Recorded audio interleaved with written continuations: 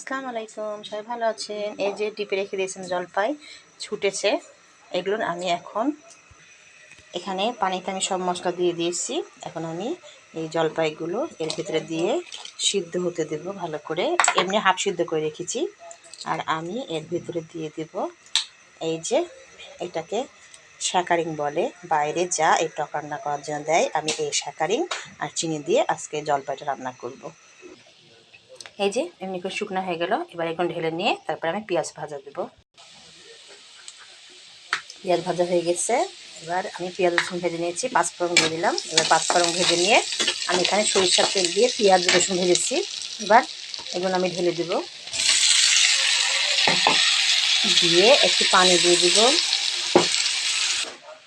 এবার এখানে আমি চিনি দিয়ে দিব, দিয়ে ভালো করে নেড়ে ছেড়ে রসটা টেনে গেলে নামিয়ে নেব।